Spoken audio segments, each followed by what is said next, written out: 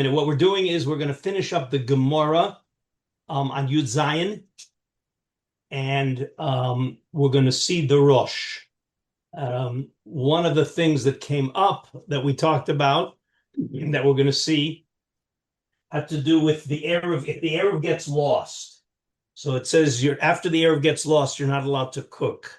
And the question was whether you're not allowed to cook if you haven't started cooking, but if you started cooking, you can continue and finish. Or no, once the Eruv is lost, everything is frozen. I think we talked about that, and we'll see. That's going to come up in this Gemara, and we'll see how the Rishonim deal with that question. Okay, it's already in the Gemara. But we're going to start, give another minute for anybody else joining. Daniel Zelig told me he's not joining. He has a course that he's going to be in, so we won't see him today. But we're going to pick it up with Yud Zayin Amud Aleph. Okay, David Lerner just joined us. So we want to pick up with Yud Zayin Amud Aleph. And it's about a little bit more than a third of the way up. Just make sure I'm in the right place. Right, Tanu Rabbanan. It's a little bit above, it's past halfway down.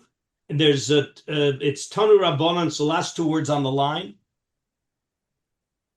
Yud Zayin Amud Aleph. This is the last sugya that we're going to be covering. It'll take us up to the next Mishnah on Yud Zayin Amud Beis. Everybody with me on that? Everybody see where I am? I apologize. I'm so far out. I don't know what Masechet we're looking at. We're in Beitza Yud Zayin Amud Aleph. Beitza, thank you very much. Beitza Yud Zayin Amud Aleph. Okay, David, you're here, David Lerner? I see that you're there. I think you're there. I'm here. Okay, good. I'm just going to grab the... Yud Zayin Amud Aleph. Tanu Rabbanan. Ein ofin miyom tov lechavero. You're not allowed, in other words, when there's a 2-day yontif, and this is in Chutz La'aretz, so you have a 2-day yontif, right? You had yontif on Thursday and Friday, now Pesach. Ein ofin miyom tov lechavero. You're not allowed to cook from yontif day 1 to yontif day 2. Okay, now the reason, of course, is because Sveka Dioma, meaning the first day yontif may be real yontif, and the second day may be chol, and therefore you're not allowed to cook from one day to the next. The one exception might be Rosh Hashanah, but we'll see that it's not so simple. Be'emes Omru. Now, okay, so you're not allowed to cook from Yontif day 1 to Yontif day 2. Be'emes Omru, whenever you see in the Lashon and the Mishnah and the Brisa, Be'emes Omru means this is the halacha. Memale isha kol hakadera basar, afal pi shein etzricha ela letachaticha achas. So you're on Yontif day 1, and you only need one piece of meat for that day.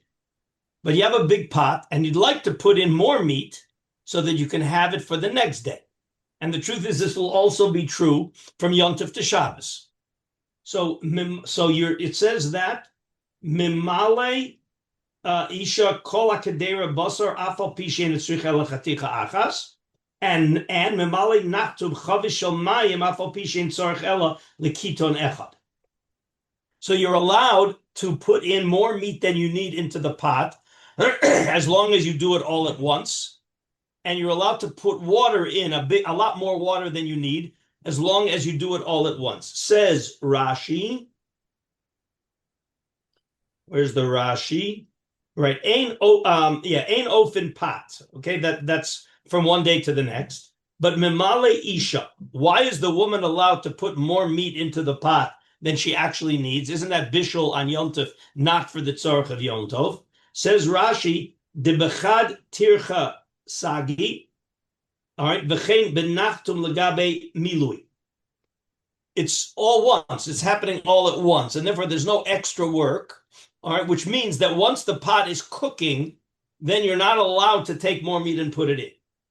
Aval lefos eino ofe elamashet tzarich lo. So you're allowed to fill the pot of water and then put it all on the fire. You're allowed to put lots of pieces of meat in the pot and then put it on the fire.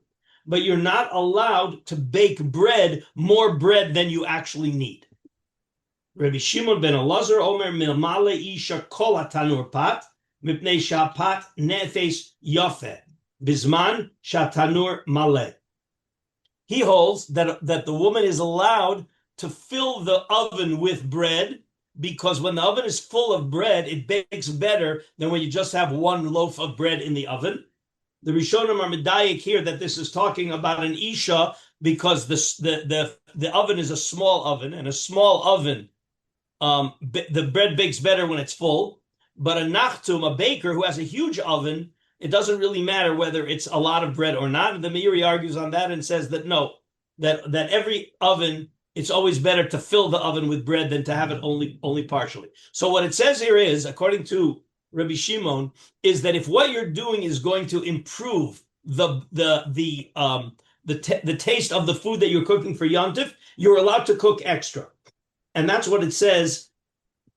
Aval le'efo Rashi, aval lechot kol kikar ve'kikar tzrich hafiyah ve'redia le'atzma. And therefore the Tanna Kama holds you're not allowed to do that because each one is independent. And Rabbi Shimon says you are. Okay. And Amar Rava halacha ki Rabbi Shimon ben Elazar. Okay. And the says Rashi, Bizman shahatanur malay. He's giving the reason why you're allowed to bake more bread than you actually need for the woman, because bisman shatanurim ketanim hayu u madbikin pat b'defanos umitoch shehu malay mitma'et chalalo vein mokum l'chamimuso l'hitpashet v'apat nefes yafeh. So what we're going to see in the post in the reason for the meat also, it says that the meat, when you put lots of pieces of meat in the pot, the meat tastes better. So I'm allowed to put in 5 pieces of meat in the pot, even though I only need 1 for Yontif, because it will improve the taste of the Yontif meat, even though my intention is also to have for the next day or for Shabbos. We'll see on the We'll see. That's going to continue in the Gemara. So is this then considered to be like a qualification of the Mishnah? Because simply from the Mishnah, we understood that, im hosir hosir. Here we're saying, we're saying l'chadchila. Correct. The reason is because the assumption is that it's no extra tircha and it will improve the taste of the meat. I don't know if the Mishnah there's any implication about tircha. Oh well, it had to do with intent. It's both. It has to do with both. Okay, it has to do with both. But the idea in the Mishnah, you're right. If the intent is simply to cook extra for Yom Tov, for the next day or for Shabbos, you're not allowed to do it. But if you're but you're doing all at once, again, we'll see more on the next time. The Gemara is going to continue with this discussion. Okay, Iboilu. We'll see more in the Gemara. Iboilu mishalo iniach Eruv Tavshilin. So a person didn't do Eruv Tavshilin. So he's clear that he's not allowed to cook on Yom Tov for Shabbos. That's a given. Hu ne'esar v'kimcho ne'esar. So he is not allowed to cook. And no one is allowed to use his flour to cook either. The Meforshim explained that this has to do something like Eruv Tavshilin. In other words, everything that he owns follows his status. And since he's not allowed to cook, we can't use his cooking, his raw materials to cook also, because he didn't make Eruv Tavshilin. O Dilma, hu nesar, ben kimcho nesar. That he's not allowed to cook, but it doesn't extend to his flour, to his food, and somebody can take his food and cook his food for him. If that person made Eruv. Says the Gemara, Lamai nafkamina, what difference does it make? Whether the food is usher or is not usher? Le'aknuye kimchi le'acherim. Whether in order for them to use his raw materials, he has to be makna it to them. They have to own it, or no, they can take his stuff and cook it. Then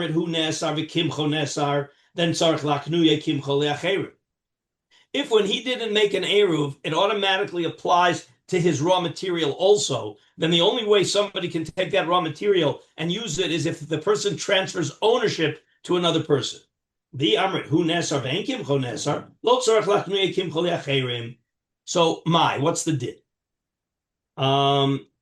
Right, where is the Rashi? Rashi. Hu nesar lefot, v'kimcho nesar, shalo yihu acherim ofim kimcho be'odo shalo.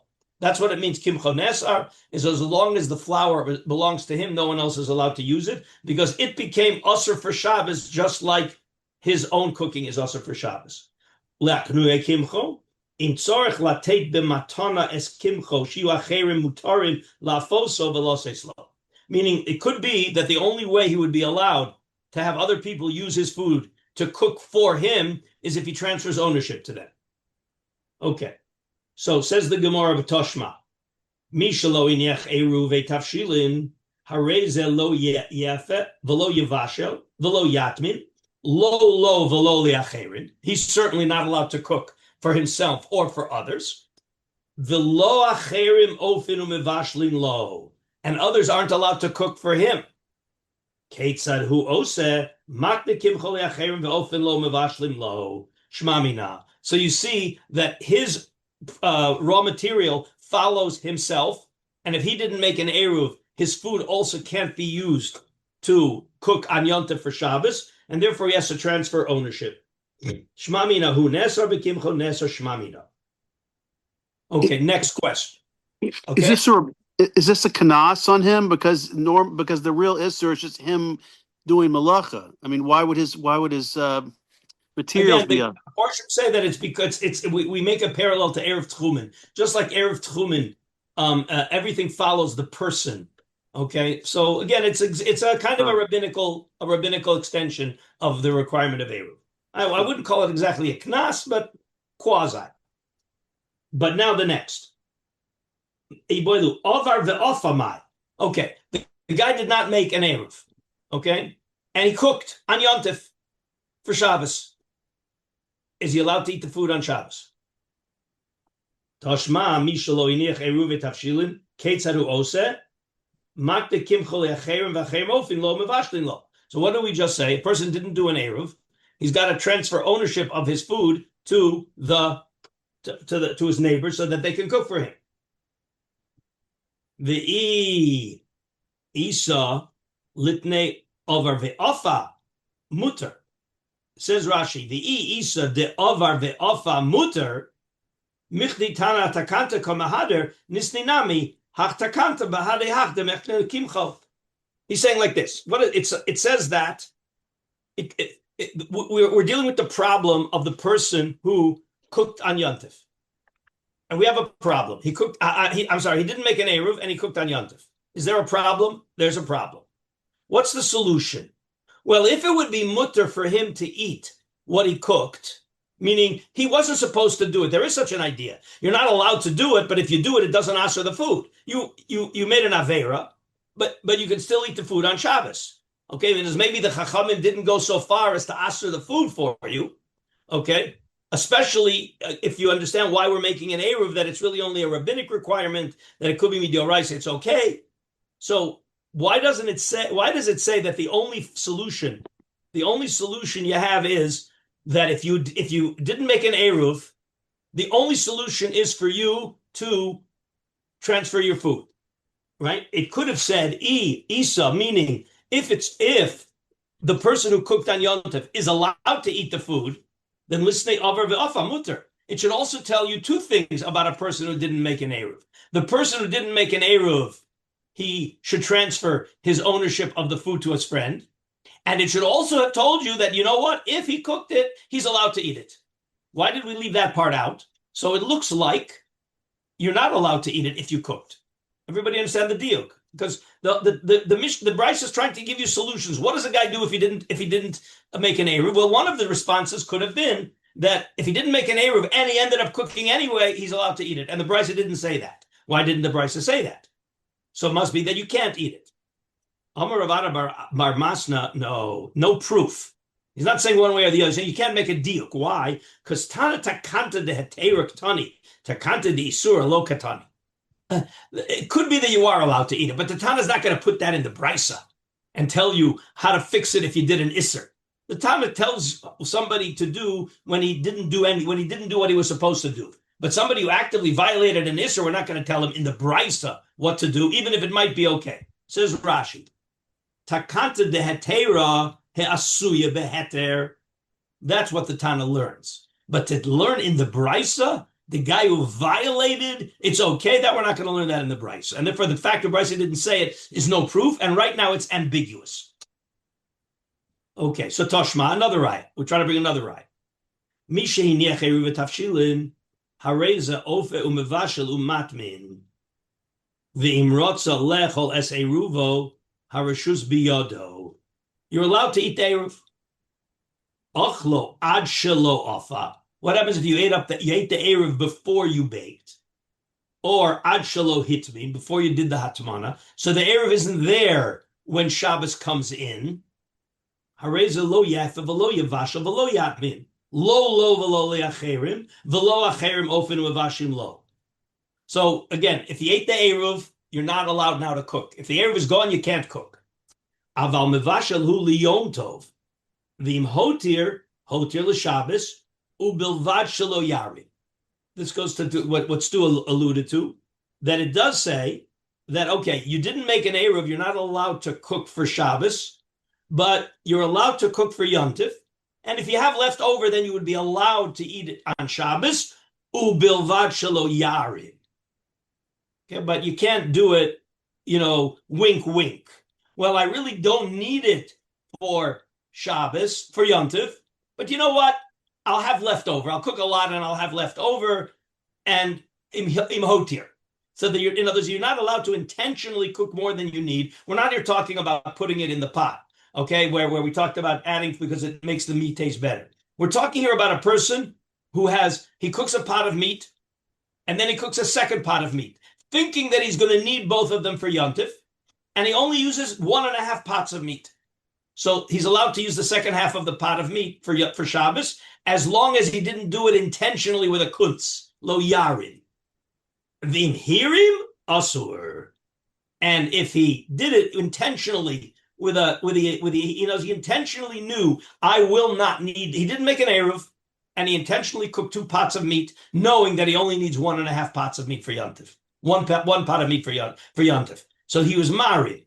Oh, well, it says that if I cook too much, I'm allowed to leave it all, and I have leftover. So he intentionally created a situation knowingly that he will have leftover. That's called yarin. So if that happens, he's not allowed to eat it. So what does the Gemara want to prove from that? The Gemara thinks that this is a proof about whether a person who cooks on Yom Tov intentionally, b'mezid, whether he's allowed to eat it on Shabbos or not. He would not be allowed, because that's the classic. There's no more harama than that. If he's not allowed to intentionally cook extra for Shabbos with the, I'm doing it b'harama. For sure, if he doesn't b'mezid, you shouldn't be allowed to eat it on Shabbos. That's the Gemara's assumption. Let's see Rashi. Shelo yarin le'achar shebishel litzorech. What's that base? Lachar shebishel litzorech Yom Tov. And as he finishes cooking for Yom Tov, then lo yarim lomar onani tzorich lahazmin orchim the Eruv Tavshilin acherim. He says, I finished my food. Maybe guests are going to come. I better bake for guests. I better cook for guests. So then v'otirim l'Shabbos. Then he's certainly not allowed to do that. Aval b'kedera achas. This relates exactly to what you asked, Stu. Aval b'kedera achas im yarbe l'Shabbos harmin and afilu l'chol shari. Because if he put it all in one pot at once, it's okay. Kidelael memala isha kedera basar v'afal pishen etzricha elachaticha achas. So im her lo yarin, he's not allowed to start inventing the possibility of guests in order to actively cook for when he doesn't really need it. V'im hirim asur, and if he did that, he finished his meal, and then he says, you know what? I'm going to pretend that I might need it for guests, even though I need it for Shabbos. That's harama. So asur le'echol. Why de achbor rabbanan beha milsa shelo la'akor toras eruv? Remember, the guy didn't make an eruv. If we let a guy get away with this, basically every Yom Tov he doesn't need to make an eruv because he'll always cook what he needs for Yom Tov, and then afterwards he'll cook for Shabbos, saying maybe guests are going to come. We're going to see that in a minute. Okay, Tosas is going to allude to that also. We'll see the Tosas Dilma. Anyway, so okay, we'll leave that for now. We'll come back to that. The imishum tircha Ho'adifa dilma chas shelo yasri. I'm sorry. We got to skip that part because that has to do with the continuation. So we hear the problem. The Gemara says that a person who was ma'arim, meaning he cooked his food, he finished eating his meal, and then he's ma'arim and says, oh, maybe I'm going to have guests. So we say, if you do that, you're not allowed to eat it on Shabbos. So l'chor, it's pashut that if you intentionally cooked, you're not allowed to eat it on Shabbos. That's the Gemara's assumption. Says the Gemara, not necessarily. It's not a proof. Amar Rav Ashi. I'm back in the Gemara. You see where I am. Amar Rav Ashi. Harama ka'amart. You're trying to bring a raya from harama, from a person who's trying to do a kunz. Shiny harama de'achmiru bo rabbanan tfei mimezid. They penalized the guy for harama more than mezid. Says Rashi. Why? Shani harama. La'olam, I'm in Rashi, shani harama. Li'olam over v'ofa muter. If he did it b'mezid, we're not going to say you're not allowed to eat it. Because basically, it doesn't create isser. Okay? V'harama ain't a raya l'kan. But you can't bring a proof from the fact that we asered harama. Why? The shiny harama mimezid, it's worse. De'ika l'meimer achbur bo rabbanan be'harama tvei mimezid. Why? De'ilu mezid roshahu lavar al divrei chachamim. The guy's a Russia. So we're not going to aser eating that food because nobody's going to learn from that. There's no reason to create a knas, meaning fundamentally it's okay to eat it because fundamentally we're holding that there's no isser to cook on Yontif for Shabbos. That's the default here. But there's a rabbinic prohibition, which is why we require the Eruv. But if the guy didn't make the Eruv, we're not going to consent him not to eat. Aval, v'hu atzmo, Mesim alibo v'shav, and there's hope that he'll do tshuva, so we don't have to make it aser. Hilkach lo me'aker Torah's eruv. So allowing him to eat it doesn't undo the principle of eruv. Right? In other words, he's not going to do it again necessarily, and if he does, nobody will learn from him. But it doesn't undermine the system of eruv if we let him eat it. Aval marim. Sover lasot beheter. He thinks he's doing it okay. So he thinks that what I'm doing is completely mutter without an eruv. Hilkach lo yoshiv elibo lachzorbo. So he'll do that every yontif. Because if he thinks that he can do it legitimately without an eruv, he'll never make an eruv. The acherim lemeidim himenu, and people are going to learn from him. Oh, we don't need to do an eruv, right? We'll just cook for yontif, and then afterwards we'll say that we're doing it for guests. Ume'akra Torah's eruv. Hilkach Kansu Rabbana. Because the Rabbanan viewed a guy who's marim as undermining the institution of Eruv, and therefore they had to legislate a severe consequence more than the guy who did it b'mezid. Okay? So then from this, we seem to see that the idea of ha'arama is in a sense unintentional. No. We're saying that he's not doing a kunz for the sake of doing a kunz. Sure he is. He knows there's not going to be guests. He knows he has no guests coming. But he's saying, I'm going to cook another pot after my meal. Maybe there will be guests. That's called haram. Knowing that there's no guests. Right. That's because he's grown up in a sort of world where, you sell your chametz and you do prosbul and stuff like that. So he thinks this is that. And so the rabbis come and say, no, actually it isn't. And so you yourself, who care about halacha, you, the idea the guy who's marim, you are not allowed to do this. The guy who is b'mezid, we don't care. Again, because the guy in mezid is not undermining the institution of Eruv. The guy who does this ba'arama exactly because he thinks he's doing it legitimately. So basically what he's doing is he's undermining the institution of Eruv. And therefore we're going to penalize him to avoid that problem. Okay? Okay, let's read a little bit more. Rav Nachman bar Yitzchak Omer, Homani Chananyahi. Where it says that if he's marim, it's asur.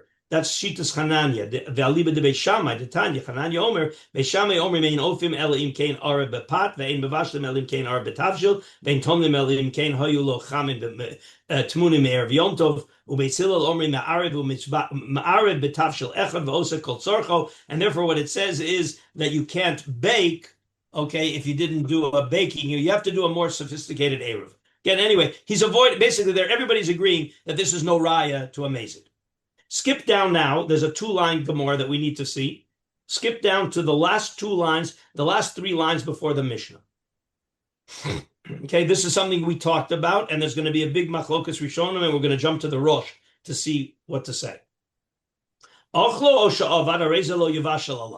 lost your Eruv. The Eruv got eaten. You lost the Eruv. You can't cook. You can't use that Eruv to cook for Shabbos. Amar Abaya Naktinen Hitchil Beisaso V'nechal Eruvo Gomer. If you started baking your dough, you're allowed to finish. I shouldn't say baking. It should be you started it being involved in the dough. When you have dough and you started with it, and then the Eruv got lost, you can finish the baking process. That's very ambiguous. Says Rashi, Hitchil be'isoso litakna v'lafosa al yedei eruvo. You had an Eruv, and you started fixing up your dough to bake it, and then the Eruv got lost. So it says you're allowed to finish the baking process. So that's a little ambiguous. What exactly? Because remember, we had the question. This came up very clearly. What does it mean? If I started my cooking and the Eruv got lost, can I finish my cooking? Or I can't do any more? Or did it just mean if you didn't start your cooking and the Eruv got lost, you can't start? But if you started, you can keep going. Remember, we had that question. The Eruv got lost. What's my restriction? You got to stop, cold stop. Whatever you were doing, you can't do anymore. Or if you started your cooking, you can continue since you started with an Eruv, even though the Eruv is lost. But if you didn't start, then you can't start. So that's what we're going to see in the Rosh. So let's open up the Rosh. The Rosh is in Perek Gimel. We're going to see a few sections of the Rosh. Here we go. Okay. So the Rosh is Perek Beis. And I'll tell you which simanim we need to do. This will be a good review also. The Rosh is excellent because sometimes you just quotes the Mishnah, quotes the Gemara, so you remember exactly what the Gemara said. Sometimes we forgot. So, Perek Sheni. Okay, it's, again, in the old Rosh, it's on page Mem Hey. I don't know where you have it in the new Rosh, but it's the first Rosh in Perek Sheni.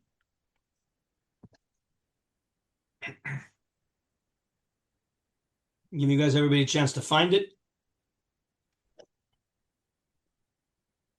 So he quotes the Mishnah. Yom Tov shechal liyos erev Shabbos lo yivashel betchila b'Yom Tov l'Shabbos.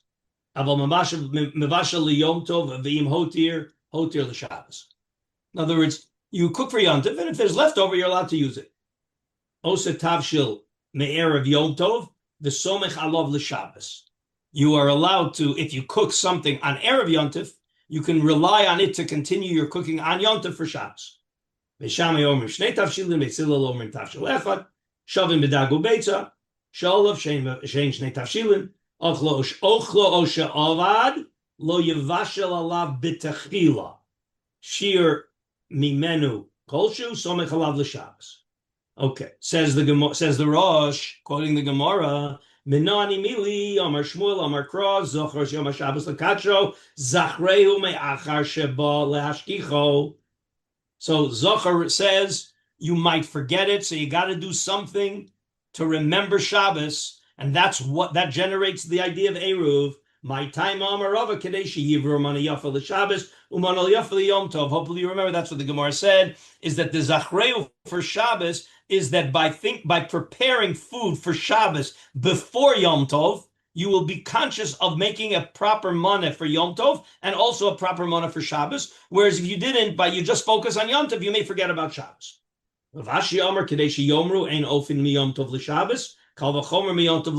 reason they want you to start before Yom Tov is to focus on the fact that the default is you can't cook from Yom Tov to Shabbos. And therefore they want you to start your cooking from Yom Tov before Yom Tov, so that you're not really cooking on Yom Tov for Shabbos, and that will remind you that you're not allowed ever to cook from Yom Tov to Chol. The Yira says that was our Gemara. Now says the Rosh. The Yira nafkamina bein elu shnei tamim. What's the difference? Like, is there a machlokas here? So there are Rishonim that say there isn't a machlokas, but the Rosh says clearly there's a machlokas here. The Rava tzorich la'arev dafka be'erev Yom Tov. The Erev has to happen on Erev Yom Tov. Why? Kedei sheyivur manayafa l'Shabbos.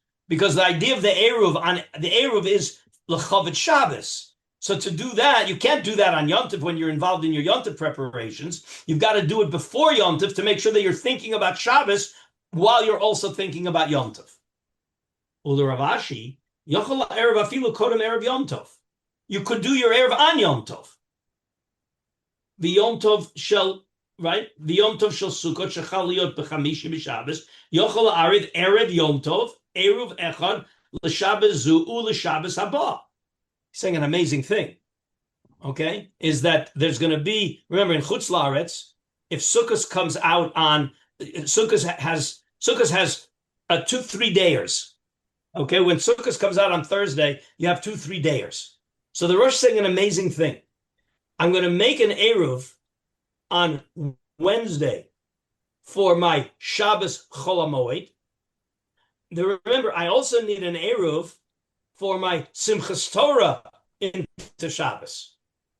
So we always understand that you got to do an Eruv on Wednesday for the Thursday, Friday, Yom Tov going into Shabbos Chol HaMoed. And then you better, during Chol HaMoed, do another Eruv on Hoshana Rabbah for your Shmini Atzeres Simchas Torah going into Shabbos. Says the Rosh that according to Rav Ashi, where the whole purpose is that you want to, right, where the whole purpose is that you want to remind yourself that you're not allowed to cook from Yom Tov to Chol, you can make one Eruv for both of them, a twofer. That's a big chiddush of the Rosh. Okay? Anyway, but again, we understood that there's a machlokas. Other Rishonim said we saw the machlokas between the Rav Ashi and Rava is whether the purpose of the Eruv is a Yom Tov purpose, like Rav Ashi says. Okay? It's for the purpose of Yom Tov or it's for the purpose of Shabbos. Okay? All right. That was one thing. Now let's skip to Siman Gimel. Okay, the Siman Gimel is talking here about the halacha of one of the Gadol Ha'ir making the Eruv for the whole city. Remember, we know that the Rav of the city makes an Eruv for the whole city. Okay, so Vadai, I'm in Siman Gimel. Vadai kol Gadol Ha'ir yesh lo la'arev al kol b'nei iro. It's appropriate for the Rav of the city to make an Eruv for the whole city. The nafkamina lemisha haya tarud v'lo haya yochel la'arev. What's his purpose? His purpose of the Gadol Ha'ir doing it is for the people who just were too busy and they weren't able ba'ones to do it, right? Or osheshachach v'lo irev. There was something beyond their control. Either they forgot, or they just got so overwhelmed with what to do that they didn't have time to do it. Aval lekachila ein lo la'adam lismoch al eruv shel Gadol Ha'ir el letzorach kol adam lahaniach beveiso eruv. So this is how we paskin halacha lemaisa, is that the idea of the Gadol Ha'ir doing the eruv, it's really only for the people who ba'ones couldn't do an eruv. They either couldn't do it or they forgot to do it. But for a person to say, "Oh, I don't need to do an eruv because the Gadol Ha'ir is doing it," we saw in the Gemara, which when Shmuel, the blind person, right, when Shmuel saw he's been zalzel in Eruv, he said the Eruv doesn't work for you. V'im nizkar v'lo iniach Eruv u'lekachila somach al Eruv shel Gadol Ha'ir posheahu ve'eno yotze be'eruvo kidei amrina l'kamon. The story of the blind person, hahu samya dahavi misader masnisin kamei de Shmuel yom echad chazi dahavi otziv omer le amay atzivas Eruv Tavshilin. Shmuel said, "Okay, you forgot. You can rely on my Eruv. However, l'shata achrita. But another year, Chazid Avi Yotzev Amar Le Amay Tzivas Amar Le Delo Anchi Eruv Tavshilin. But when it saw Shmuel it happened again. Amar Le, I'm sorry. Poshea at Kule Al Mashari Uledidcha Asur. That was, we saw that in the Gemara. The Rosh is passing that lahalacha, that a person who is mezalzel in the Eruv and says, "Oh, I don't need to do it. I'll let the Gadol Ha'ir do it for me." It doesn't work. Now we did see a diuk in Rashi when it had to do with the person outside of the tchum. In theory, I'm going out on a limb, and maybe when we get to the Shulchan Aruch, we'll see whether the Gadol Ha'ir is allowed in the end of the day to say, "You know what? I'm doing it even for the people who are posheya," because he doesn't want them to be nichshal. Or no, it's not appropriate for him, and that he should not do it for them. But it's certainly the default is that he's only doing it for the people who are nanas. Okay, so the Rosh seems to paskin like that. Again, when we get to Rabbi Joseph, we'll see a couple of other opinions. Questions till here. Okay, let's skip to Siman Vav.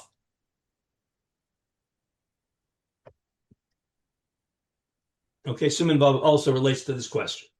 Amar Rav Huna, Amar Rav. Eruv Tavshilin tzrichen das. So Pshita, it's obvious that when he said that, he meant das meniach bo'ina. Everybody understands that you need the das of the person making the Eruv, that he's making an Eruv for other people. Sheyehei bedaito al misha rotze lahaniach. Okay, but das misha hinicho alav bo'ina no lo bo'ina. But does the person for whom the Eruv is being made, does he also have to have das that Eruv is being made for him? Or no, he doesn't have to know about it, and it works. Tashma, the Shmuel ma'arid lakula nahardai. So it says, if Shmuel was ma'arid for all of Nardai, there's no way that he informed, that he consulted with every person in Nardai to see whether he wants them to make the Eruv for it. So that seems like you don't need the das of the other person. Rabbi Ami v'Ravasi ma'arid akula teveria. Machriz Rabbi Yaakov bar Idi, Mishalo heniach Eruvi Tavshilin yismoch al shali. He made an announcement, so he didn't consult with the people. And again, so it seems like you don't need the das of the people who are benefiting from the Eruv. The adkama, but how far out does it go that the Eruv works? Amar Rav Nachumi bar Zechariah, Mishmei de Abaya ad chum Shabbos. Okay, that was basically, we saw that, the words of the Gemara. Says the Rosh, this is now the Rosh. B'shamina mehani kulu, de lo bo'inen das mishin yachlo, ela kishamodi'o biyom tov atzmo, shuhu Erev Shabbos, she'irev olav me'esmo, holech v'somech alav. So what it says here is that you can make the Eruv without the person knowing it, but obviously you've got to tell him on Yontif that an Eruv was made for him. Otherwise, how does he know that he's allowed to cook? Right? In other words, the idea, what's the chiddush here? That you don't need to consult with him beforehand. When you make the Eruv, it works for him even if he doesn't know about it, but obviously he's not going to be able to cook unless he knows you made an Eruv for him. Okay, that's the tricky part. Okay, so that is, again, nowadays we assume that hopefully people know that the Rab, if you forgot your Eruv, that the Rab made it for you, and therefore they are allowed to cook. And again, there was an idea, I mentioned to you that sometimes the Rab will say, you know what, there are people who are going to cook anyway, they don't care, whatever, I'm going to make an Eruv for them so that they don't violate the Isser of cooking from Shabbos from Yontif to Shabbos. Oh, but again, we're talking here where the person is doing it, should be informed it's okay for you to cook. Because if they didn't know about an Eruv, they might not cook for Shabbos. And here's another point. We want people cooking on Yontif for Shabbos. Why do we want people cooking on Yontif for Shabbos? Kavod Shabbos. Kavod Shabbos. That if they don't cook on Yontif for Shabbos, they're going to end up with cold food on Shabbos, and that's not Kavod Shabbos. Okay. Next, uman de me'arev abnei matya o achavrei tzarich lizakot lehem. There's another chiddush. If you pay attention to the nusach in the Sidurim about an Eruv, is that he's got to be mizakeh them with the Eruv, meaning he owns the matzah and the hard-boiled egg. And what he wants is them to have a partial ownership in it, so that they also own the food that we're doing the Eruv for, and therefore he should be mizakeh for them, so that they also own part of the food. How is he mizakeh to them? How does he transfer ownership of his egg and matzah to the other people? The Garsidin be'eruvin, bo Rav Nachman Eruv Tavshilin tzarich lezakot olo, Amar Rav Yosef, umayti boile, ha'amar Shmuel tzarich lezakos. Clearly, you have to be mizakeh. Ukishuhu mizakeh lahem. Here's the chiddush, and you got to be careful about this because I'm not sure everybody's aware of this. Eino mizakeh al yedei beno ubito haketanim, eli al yedei beno ubito hagedolim, ve'al yedei shivchoso ve'abdo ha'ivriim, ve'al yedei ishto. Meaning, you can't use your little kids. It's got to be somebody who has independent. And Beno Agedolim means people who are not dependent on the father. That's the definition of a gadol, is not somech al shulchan aviv. Meaning, if you give it to somebody who's part of your household, you haven't really done anything. The idea is that you want to give it to somebody who can be zoche outside of your household. Exactly for that reason. Even though the lashon in the brisa is mezak al yedei ishto, he disagrees with that. That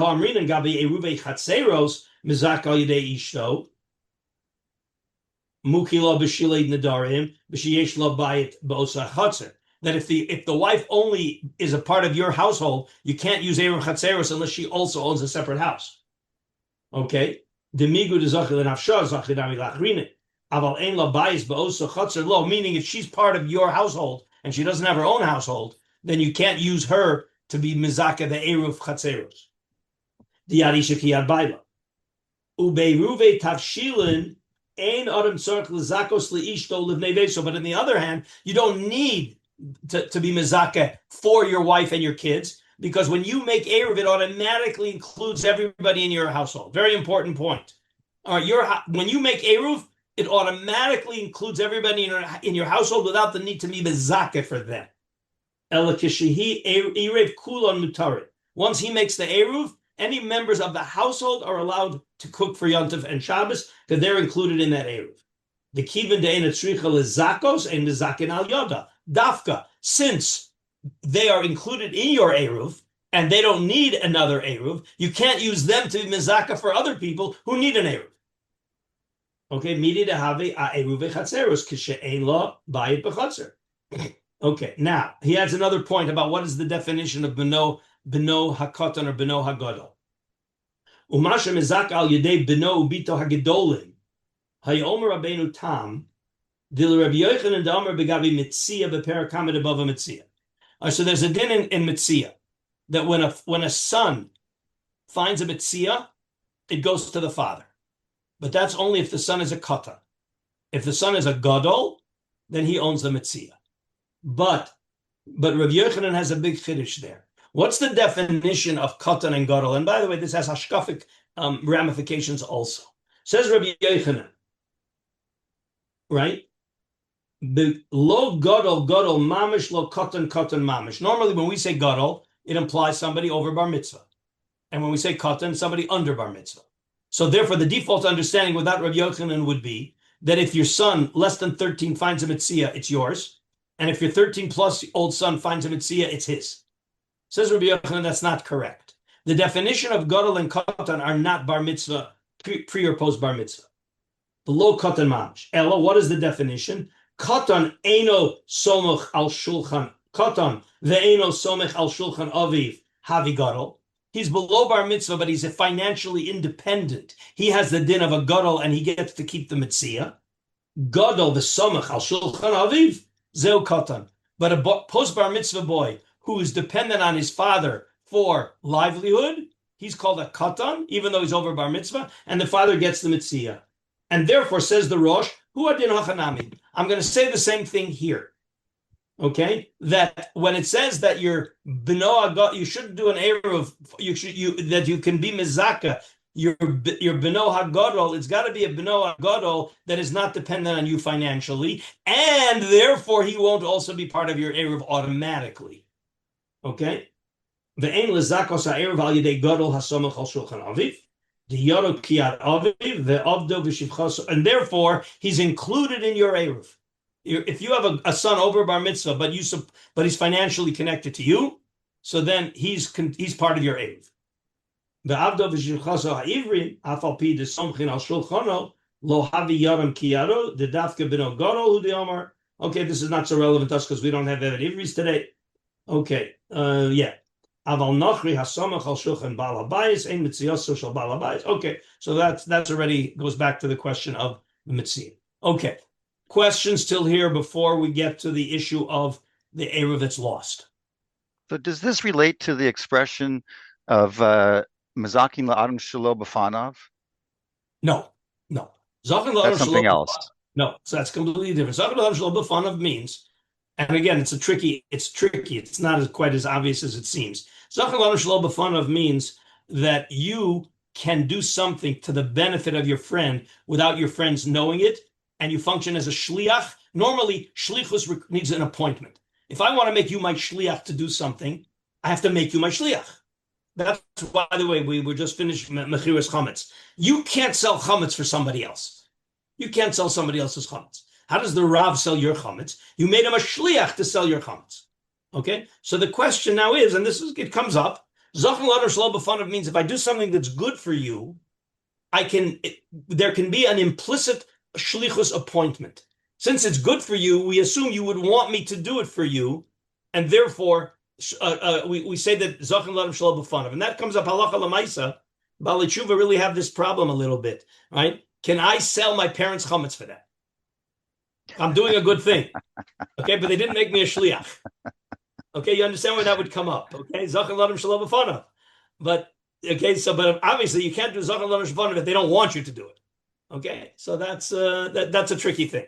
But what we're saying here has nothing to do with Zachan Ladar Shlo B'fanav. Okay. And so that's why there has to be another person to sort of like activate the zikui that the Rav of the city is doing. Wait, are you in Eruv or are you in Mechiras Chametz? No, back to Eruv Tavshilin. This The whole Eruv discussion Tavshilin, here, that yeah. the Rav, or Because, whoever it is, he has to have someone.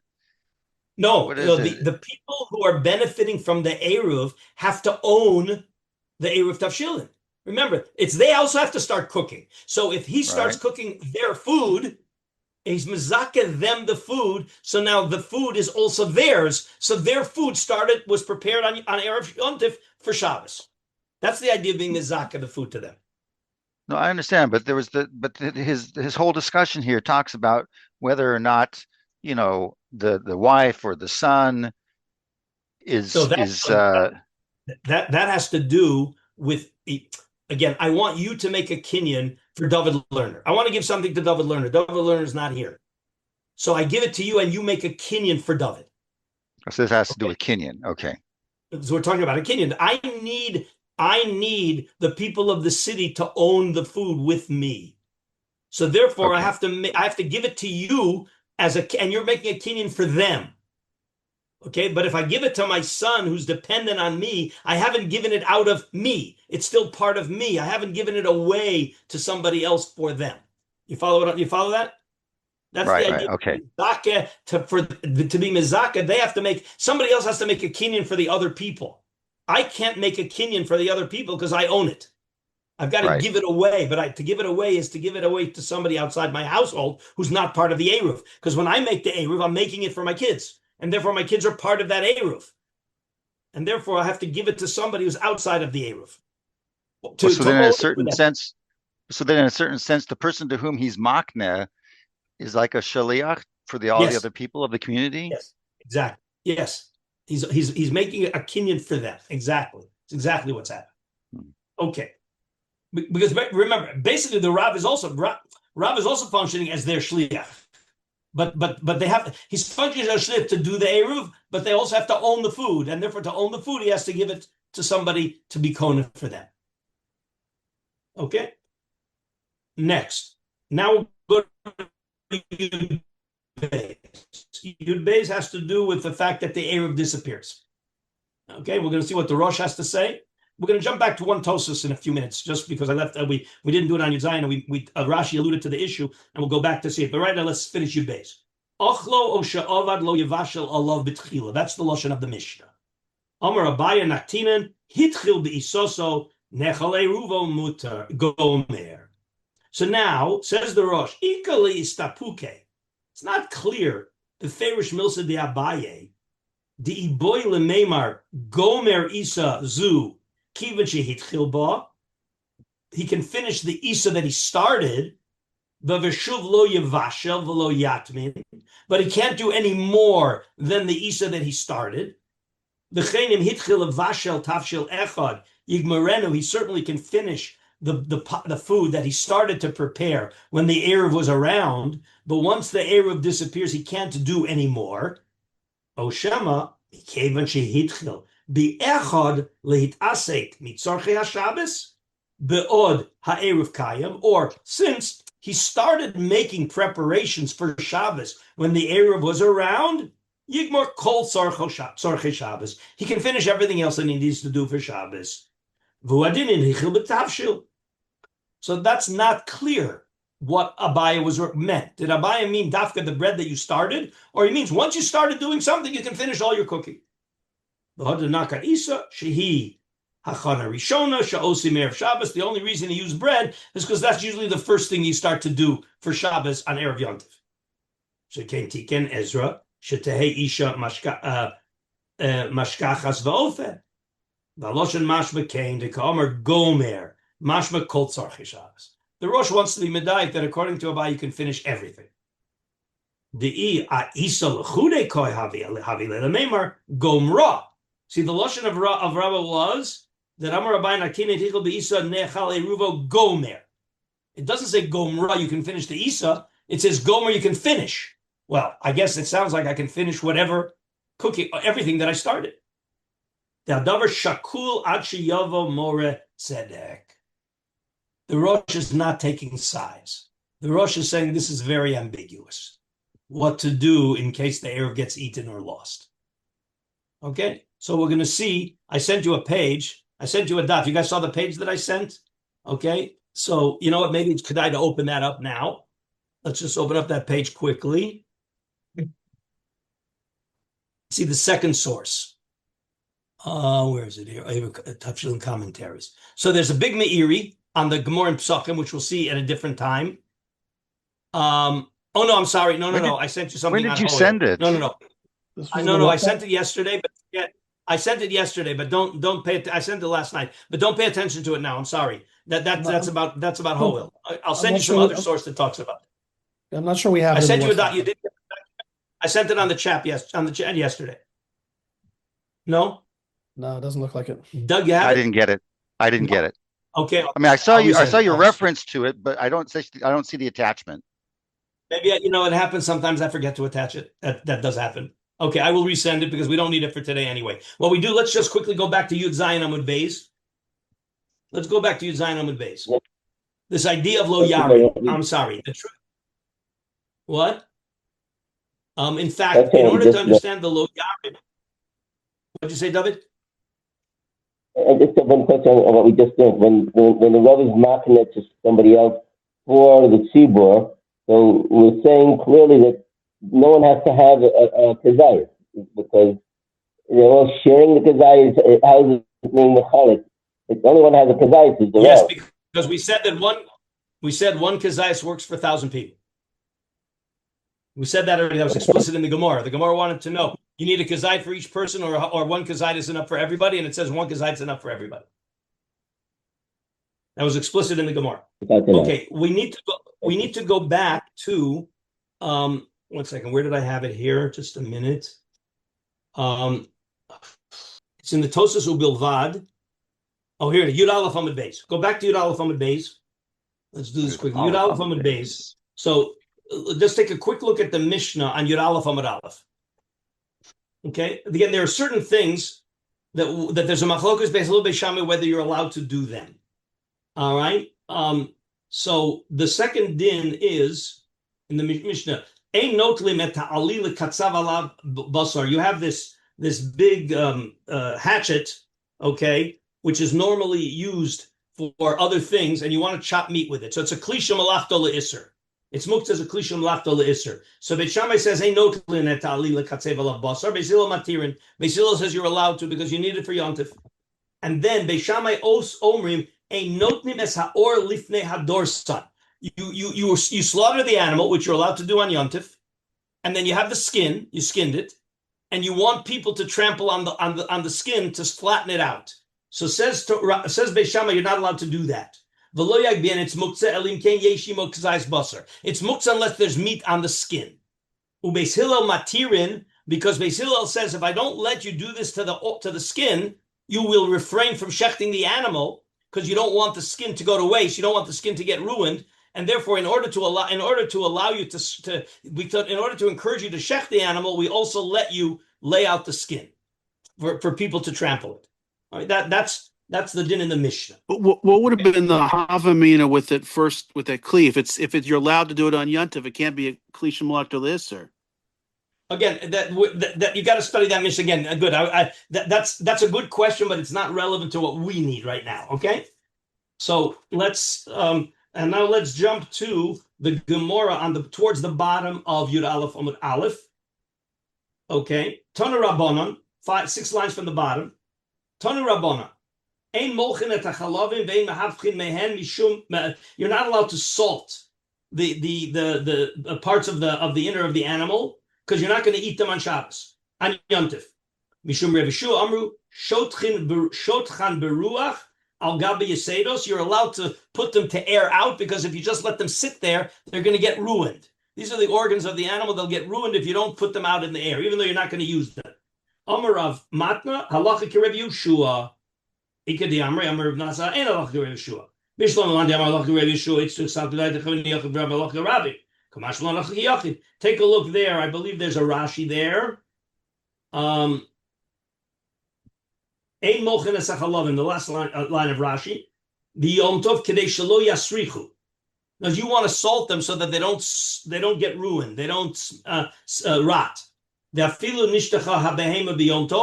though the animal you were allowed to shecht, you're not allowed to salt the organs because you're not going to use that, right? But Rav Shu says you're allowed to, okay? And the Gemara wants to know Maishna or Lefnei Dorsin, but you're allowed to lay out, according to Beis Hillel, you're allowed to lay out the skin for people to trample it. The Shari Beis Hillel Bishum the Elo Sharis. Mimna velo shachit. If you don't let them do it, people won't shecht the animal. And again, the Gemara makes a distinction between salting the organs and not. But now what we need is the 4th line. This is what we need. Amar Rav Yehuda Amar Shmuel. 4th line on Yud Aleph Amud Beis. Amar Rav Yehuda Amar Shmuel. Molech Adam kama chatichos basar bevas achas. Afal pi she'eno tzarich ela lechaticha achas. Remember, you got to salt the meat before you can eat it to take out the blood. So I slaughtered an animal, and I have lots of pieces of meat. I'm only going to need 1 piece of meat for Yom Tov. Am I allowed to salt all the pieces of meat, or I'm only allowed to salt 1 piece of meat that I need for Yom Tov? So says Rav Yehuda Amar Shmuel, you're allowed to salt multiple pieces as long as you do it all at once.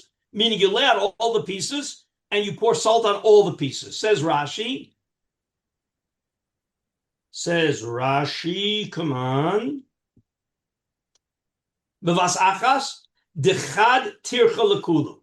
There's no extra effort for you to salt 5 pieces all at once, as opposed to salting 1 piece by itself. So therefore you're allowed to. Amar Rav Yehuda Amar Shmuel, molech adam kama chatichos, basar bevas achas, afal pi she'eno tzarich ela chaticha achas. Because it's no extra tircha. It's the same thing. Rav Ada, this is the key line we need. Rav Ada bar Ava, marim umalach garma garma. He did harama. Says Rashi, ma'arim li'achar shamolach zu la'ochla hayom. He salted 1 piece of meat that he needed to eat today. He did a harama. Omer, chaverta areva alai la'ochla hayom. You know what? This 2nd piece of meat looks better than the 1st piece of meat I did, and therefore he salted that. The chozer umolcha, and he salted the 2nd piece of meat. So Rav Ada bar Ava did a harama after he salted 1 piece. He didn't do them all together. He did 1, and after he did 1, he said, you know what? I think I'm going to use the 2nd piece instead of the 1st piece.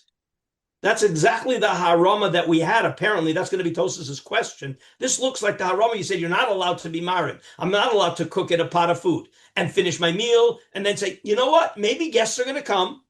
We said you're not allowed to do that. What's the difference? Open up our Tosas. That's a Tosas on Yud Zayin Amud Beis. Okay? So remember, the Tosas, the Gemara said you're not allowed to do that. Right? You're not allowed to be marim. Ubilvat shelo yarim. Pirush Rashi, b'shtei kederos, sheyomer, what would the harama look like? Ani tzarich lahasmin orchim. O yavo li orchim. I got to cook again because maybe orchim are going to come, knowing that they're not. Aval b'kedera achas, muter laharim laharbos. But if you do it all in 1 pot together, even though you know you're not going to need it, that's okay. Why? Because it's going to improve the meat. The imtomar, maishna, mehahid Rav Ada, demarim, umalach garma garma. Wait, Ravada did a harama. He did one piece, and you know what? I think I like the second piece better. Why can't I say, let's do the same harama? Maybe guests are going to come. The Yeshlomer, the shiny hasam dahavi avud ochlin ibud ochlin be'alma umishum simchas yom tov itiru. He did it for simchas yom tov. The ilav hachi chayeshem yasriach habasar umimna v'lo shachid. If you don't let him salt all the pieces with the harama, he may not want to shech, because if I don't salt it, it may go bad. So therefore, for simchas yom tov, so he'll shech for the first piece. We're going to allow him to do it. Aval hacha mayri bebishul the chamur. Cooking is much more chamur than salting the meat. The bigger malacha. V'gam haya yochel lasot takana al yedei eruv. And he also didn't need to do the harama because he could have done an eruv. So since there were options, we're not going to let him do the harama.